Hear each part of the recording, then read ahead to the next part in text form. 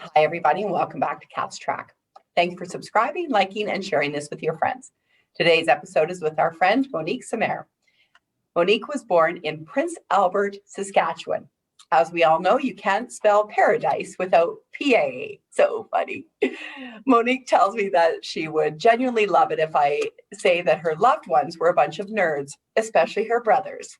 I love that too.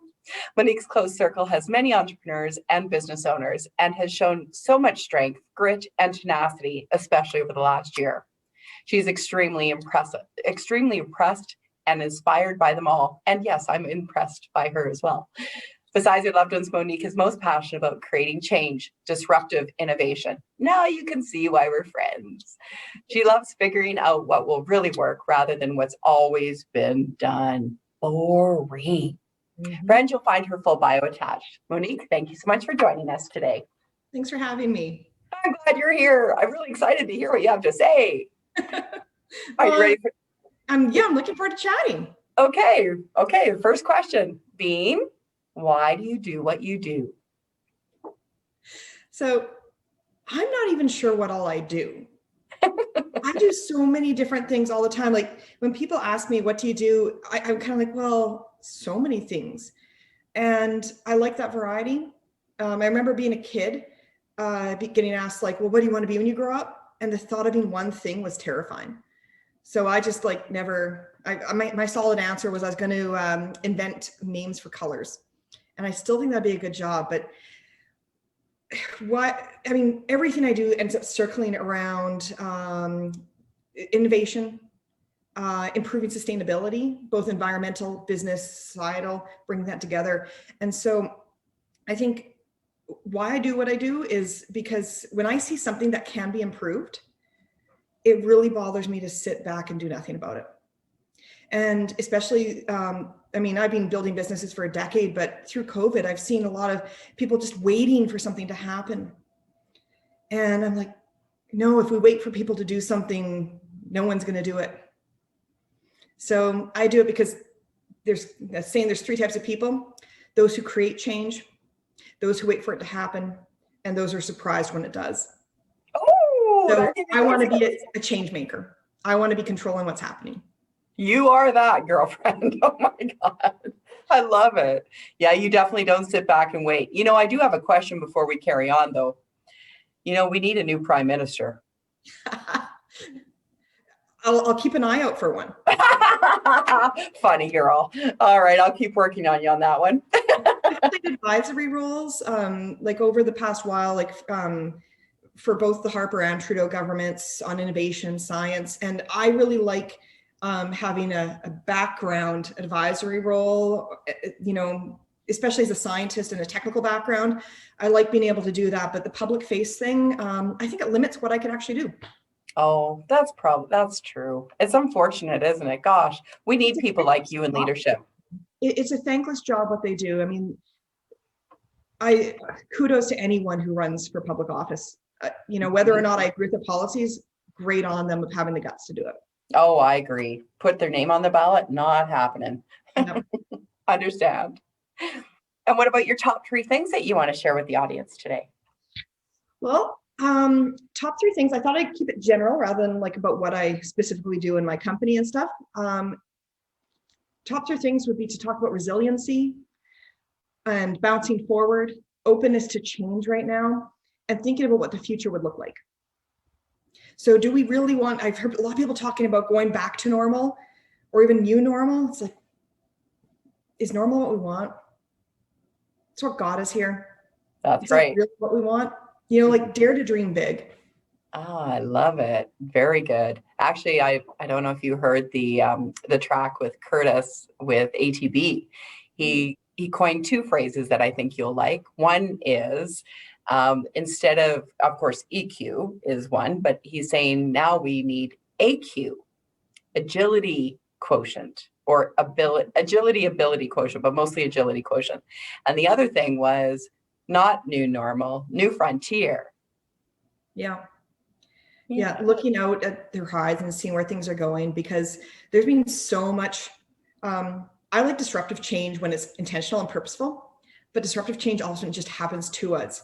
So how do you take this wide, huge chaos and bring it in? There's a Sunny Gillies, I probably mispronounced her name, but she has a great book on the radical science of new innovation. And she talks about this a bit. It came out in 2018, and I was reading it back then. And I thought, wow, this is really applicable now. Because the amount of chaos in the world, because of connectivity, how do we tame that and bring it in? So really looking at those frontiers and where we want to go is so important right now, I think. I love it. I think just watching you and being more like you, that's what we should do. I don't know. I know a lot of people that disagree with that. There's only so much, there's it's an old TED talk. It lasts about 5 minutes, and it's about being a leader. And until you have a follower, you're just a wingnut out there doing crazy stuff. Oh yeah, I love that one. And the thing is, we can't, we all need to lead in different ways. And something really powerful happened in my company yesterday. I had to have a good solid talk with the team. Just a couple of things were falling through the cracks. It's easy to get complacent during COVID when maybe things are a little slower, get lazy on a couple of things. And one of my team members, when I asked, why did this happen? Everyone just sat quiet. And one spoke up and said, I got lazy. Oh. And we have a great conversation. And I talked to her after and I said, you showed leadership. Yeah. By admitting a fault and mistake, because then we can fix it. And there's so many ways and places in which we can show that sort of leadership, because we all need to be involved in this drive for the frontier, as you say. We need to all be involved in it in our own ways, in the ways that work. Wow, I love that. And what a great organization you have there to be able to have that conversation and someone to put their hand up. Clearly, that says a lot about your leadership too.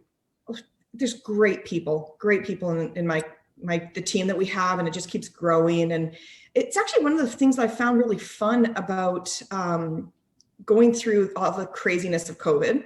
So not saying that COVID's fun, but being a startup business at that point, I mean, now we're 2 years old, but a year ago, we were just starting to offer services to the public the week that COVID lockdown happened. And I thought, at first I was like, why me? Why is this happening? And then I thought, wait a second. This is what startups do. If it's not COVID, it'd be a competitor. It'd be a failure of a technology. It would be some regulatory change. Startups pivot. And I think this has actually given a really unique opportunity for startups to mold themselves and reinvent themselves, because we can do that quickly. So I'm hoping coming out of COVID here, we're going to see a lot of really cool startups doing innovative things. I agree. I've certainly, well, you and I both, right? We've certainly seen a lot of it. I'm super excited and stoked for all that. Yeah. I like that word, stoked. It's a good one. And what do you see for your new frontier, or what do you see on the horizon for you, your team, however you want to answer? Well, so my business, Maven Water Environment, we built a full new research facility in Saskatoon. It's like a $5 million, several thousand square feet facility, where what we're doing is we're taking traditional water treatment and we're modernizing it. We're using technology, we're using natural systems so we can be more sustainable in the resources sector. And some people ask me, like, Monique, you're an environmental scientist, how can you be working for mines? And the thing is, if we want to decarbonize, if we want to decrease our CO2 impacts and move to other forms of energy, we need more mining.